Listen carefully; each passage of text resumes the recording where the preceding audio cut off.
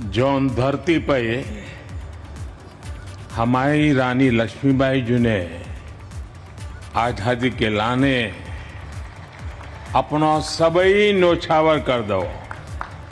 वह धरती के बासियन को हमाओ हाथ जोड़ के प्रणाम पहुंचे। झांसी ने तो आजादी की अलग जगाई हती। इतई की माटी के कन कन में वीरता और देश प्रेम बसो है। झांसी की वीरांगना रानी लक्ष्मीबाई जी को हमाओ कोटि कोटि नमन।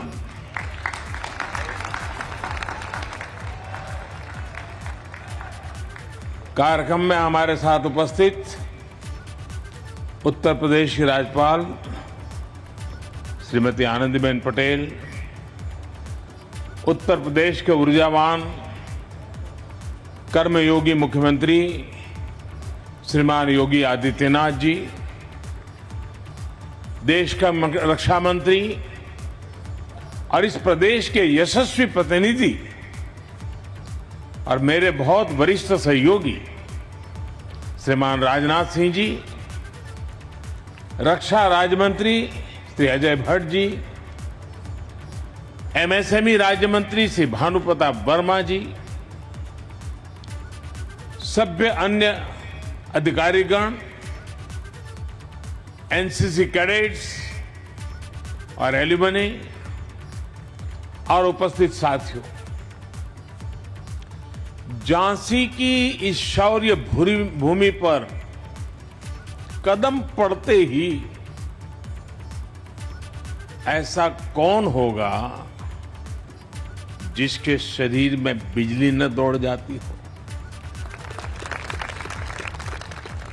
ऐसा कौन होगा यहां जिसके कानों में मैं मेरी झांसी नहीं दूंगी कि गर्जना न गूंजने लगती हो? ऐसा कौन होगा जिसे यहां के रजकणों से लेकर आकाश के बृहत शून्य में साक्षात रणचंडी के दिव्य दर्शन न होते हो? और आज तो शौर्य पराक्रम की पराकाष्ठा हमारी रानी लक्ष्मीबाई जी का जन्म जयंती भी है। आज झांसी की ये धरती आजादी के भव्य अमृत महोत्सव की साक्षी बन रही है और आज इस धरती पर एक नया सशक्त और सामर्थ्यशाली भारत आकार ले रहा है।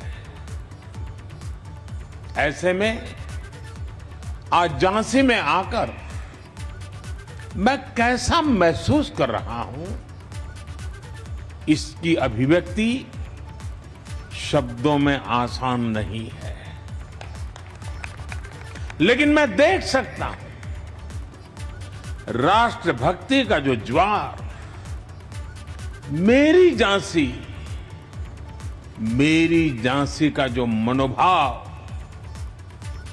मेरे मन में उमड़ रहा है, वो बुंदेलखंड के जन जन की ऊर्जा है, उनकी प्रेरणा है। मैं इस जागरूक चेतना को महसूस भी कर रहा हूं और झांसी को बोलते हुए सुन भी रहा हूं। ये झांसी रानी लक्ष्मीबाई की ये धरती बोल रही है, मैं तीर्थस्थली वीरों की, मैं क्रांतिकारियों की काशी, मैं तीर्थस्थली वीरों की, मैं क्रांतिकारियों की काशी, मैं हूं झांसी, मैं हूं झांसी, मैं हूं झांसी, मैं हूं झांसी। मेरे ऊपर मां भारती का अनंत आशीर्वाद है कि क्रांतिकारियों के इस काशी झांसी का अथाह प्यार मुझे हमेशा मिला है।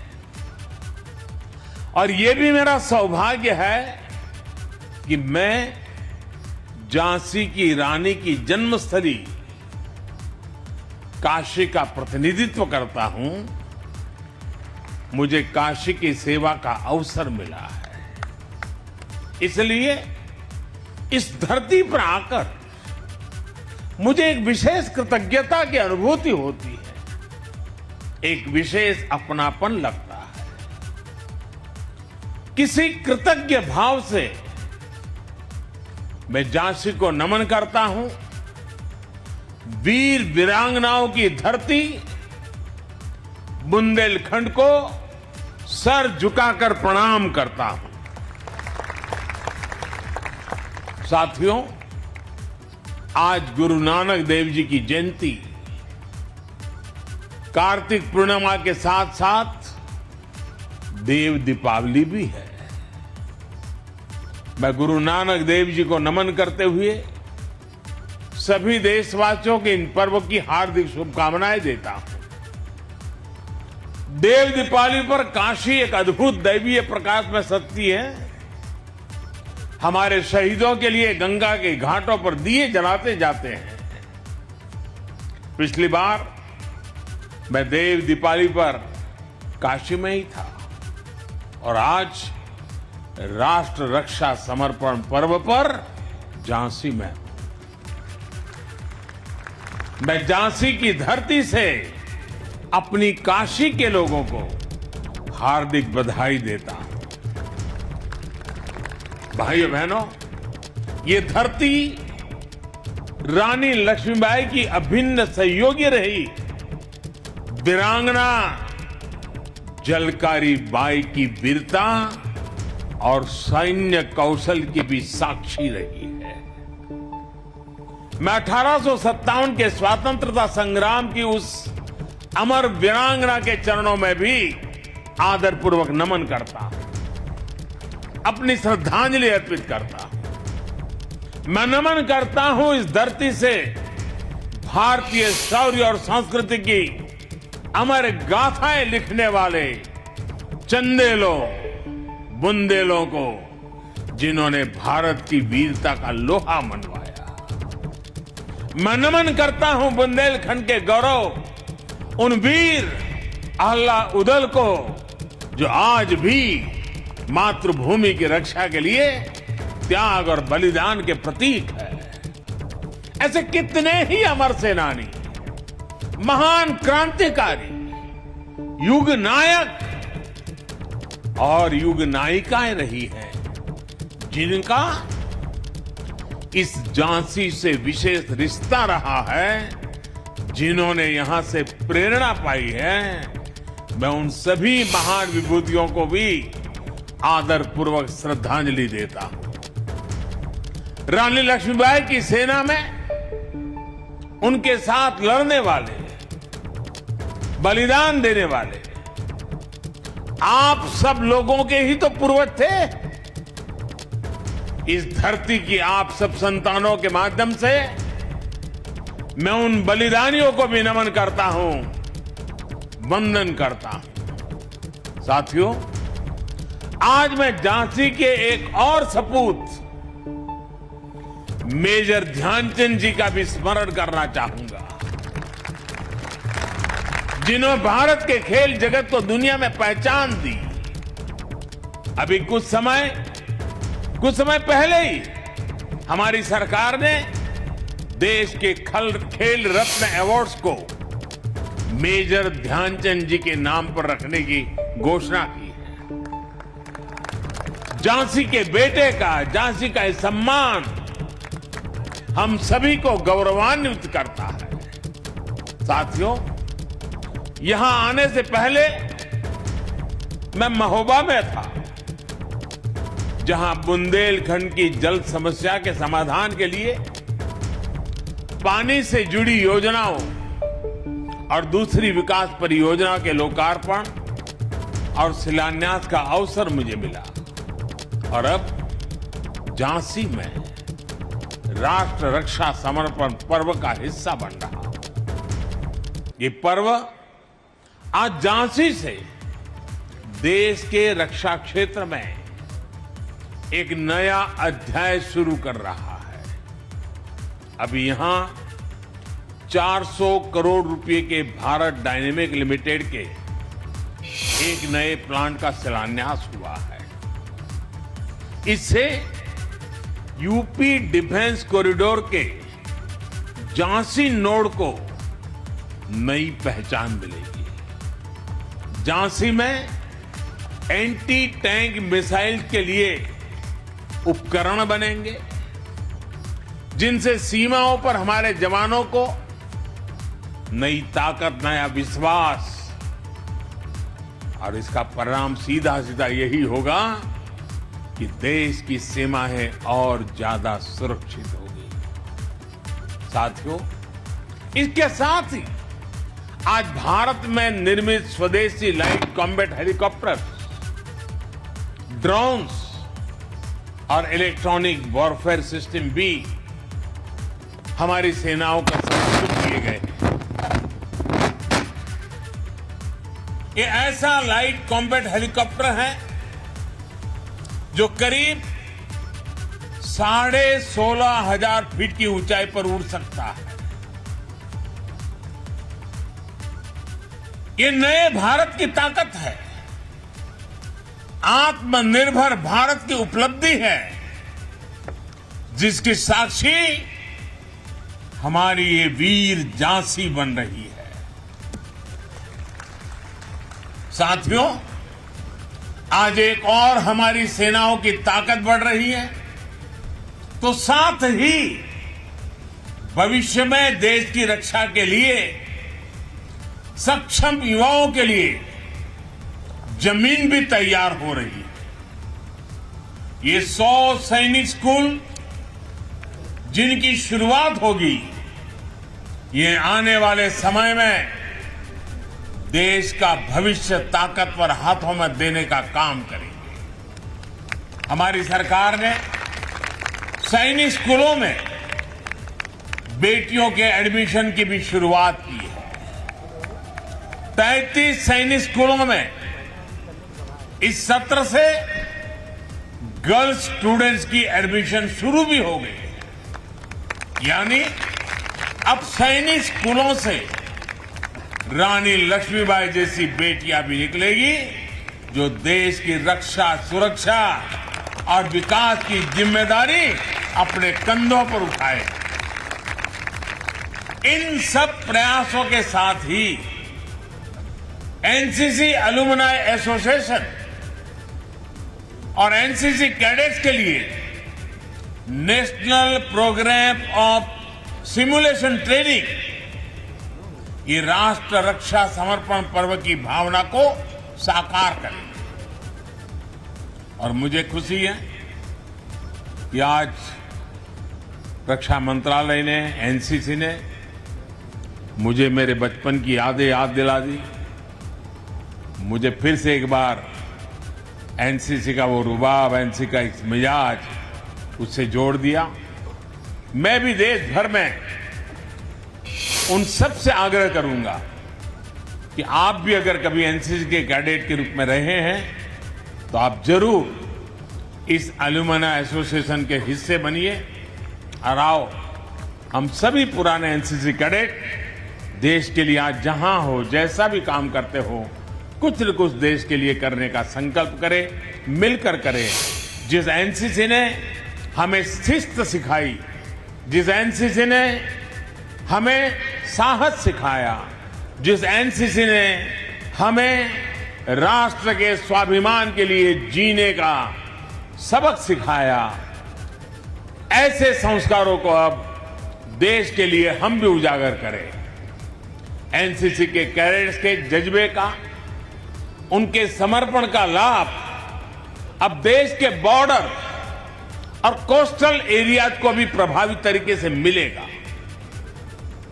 आज पहला एनसीसी एलुमनाई सदस्यता कार्ड मुझे देने के लिए मैं आप सबका बहुत आभारी हूं।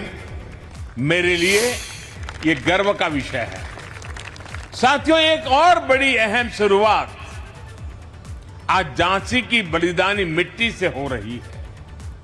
आज नेशनल वॉर मेमोरियल पर डिजिटल कियोस्क को भी लॉन्च किया जा रहा है। अब सभी देशवासी हमारे शहीदों को, वॉर हीरोज को मोबाइल ऐप के जरिए अपनी श्रद्धांजलि दे सकेंगे। पूरे देश के साथ एक प्लेटफॉर्म भावात्मक रूप से जुड़ सकेंगे। इन सब के साथ ही आज यूपी सरकार द्वारा अटल एकता पार्क और 600 मेगावाट का ultra mega solar power park की भी यह भी झांसी को समर्पित किया गया है। आज जब दुनिया प्रदूषण और पर्यावरण की चुनौतियों से जूझ रही है, तब सोलर पावर पार्क जैसी उपलब्धियां देश और प्रदेश के दूरदर्शी विजन का उदाहरण है। मैं विकास की इन उपलब्धियों के लिए, अनवरत चल रही कार्य योजनाओं के लिए भी आप सभी को बधाई देता हूं। साथियों, मेरे पीछे ऐतिहासिक झांसी का किला इस बात का जीता जागता गवाह है कि भारत कभी कोई लड़ाई शौर्य और वीरता की कमी से नहीं हारा। रानी लक्ष्मीबाई के पास अगर अंग्रेजों के बराबर संसाधन और आधुनिक हथियार होते तो देश की आजादी का इतिहास शायद कुछ और होता। जब हमें आजादी मिली तब हमारे पास अवसर था, अनुभव भी था। देश को सरदार पटेल के सपनों का भारत बनाना, आत्मनिर्भर भारत बनाना हमारी जिम्मेदारी है। यही आजादी के अमृतकाल में देश का संकल्प है, देश का लक्ष्य है। और बुंदेलखंड में यूपी डिफेंस इंडस्ट्रियल कॉरिडोर इस अभियान में सारथी की भूमिका निभाने जा रहा है। जो बुंदेलखंड कभी भारत के शौर्य और साहस के लिए जाना जाता था, उसकी पहचान अब भारत के सामरिक सामर्थ्य के प्रमुख केंद्र के तौर पर भी होगी। बुंदेलखंड एक्सप्रेसवे इस क्षेत्र के विकास के लिए का एक्सप्रेस बनेगा, ये मेरे पर विश्वास कीजिए। आज यहां मिसाइल टेक्नोलॉजी से जुड़ी एक कंपनी का शिलान्यास हो रहा है। आने वाले समय में ऐसी कई और कंपनियां भी आएगी। साथियों, लंबे समय से भारत को दुनिया के सबसे बड़े हथियार और एक प्रकार से हमारी क्या पहचान बन गई? हमारी पहचान एक ही बन गई, हथियार खरीदार देश। हमारी गिनती उसी में रह रही थी। लेकिन आज देश का मंत्र है make in India, make for world. आज भारत अपनी सेनाओं को आत्मनिर्भर बनाने के लिए काम कर रहा है। हम देश के डिफेंस सेक्टर से देश के प्राइवेट सेक्टर के टैलेंट को भी जोड़ रहे हैं। नए स्टार्टअप्स को अभी क्षेत्र में भी अपना कमाल दिखाने का मौका मिल रहा है। और इन सब के यूपी डिफेंस कॉरिडोर का झांसी नोड बड़ी भूमिका निभाने जा रहा है। इसका मतलब है यहां के एमएसएमई इंडस्ट्री के लिए, छोटे उद्योगों के लिए नई संभावनाएं तैयार होगी। यहां के युवाओं को रोजगार के नए अवसर मिलेंगे। और इसका मतलब है जो क्षेत्र कुछ साल पहले तक गलत नीतियों के कारण पलायन से पीड़ित था, वो अब नई संभावनाओं के कारण निवेशकों के आकर्षण का केंद्र बनेगा। देश विदेश से लोग बुंदेलखंड आएंगे। बुंदेलखंड की जिस धरती को कभी कम बारिश और सूखे की वजह से बंजर माने जाने लगा था, वहां आज प्रगति के बीज अंकुरित हो रहे हैं।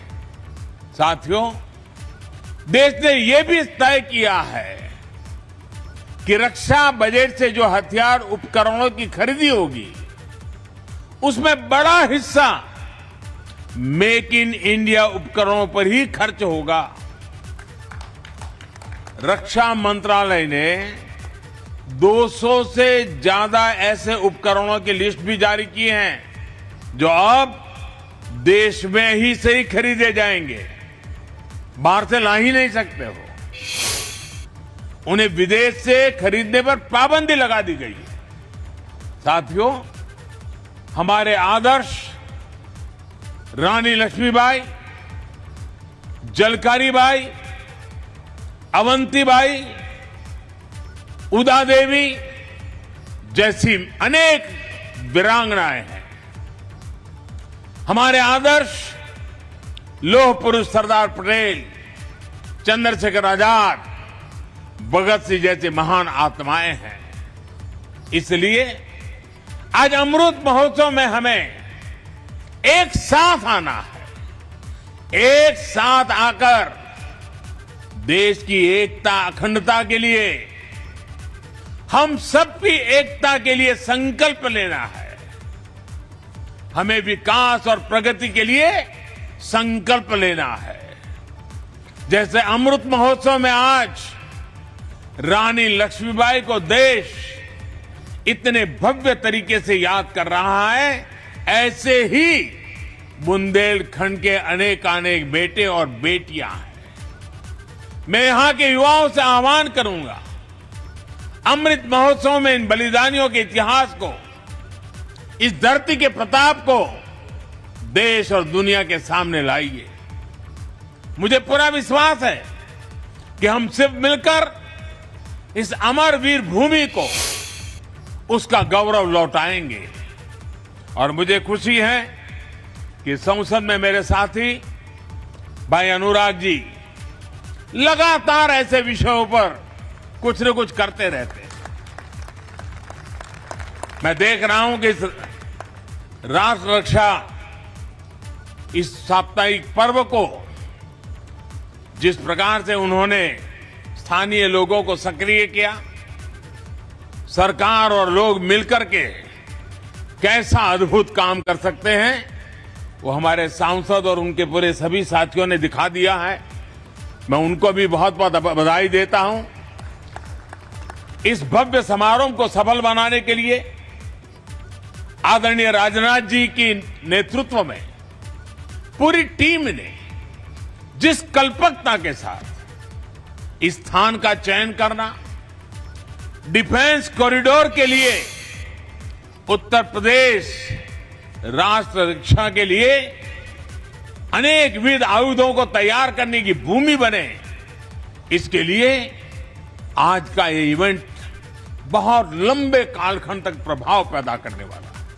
इसलिए राजनाथ जी और उनकी पूरी टीम अनेक अनेक अभिनंदन के अधिकारी है।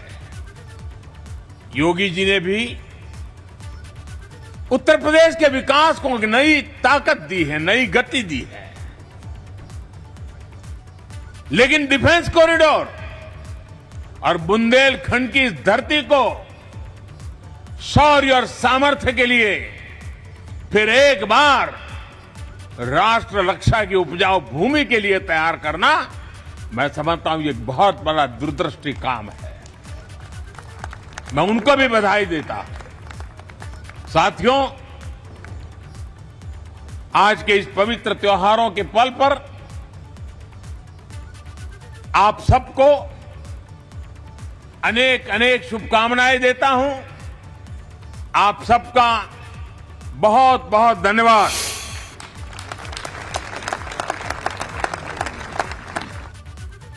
तो प्रधानमंत्री मोदी ने अभी अभी अपना संबोधन समाप्त किया है। अभी अभी अपना संबोधन समाप्त किया प्रधानमंत्री नरेंद्र मोदी ने। और राष्ट्र रक्षा समर्पण पर्व तीसरे दिन प्रधानमंत्री नरेंद्र मोदी ने अभी अभी अपना संबोधन समाप्त किया है।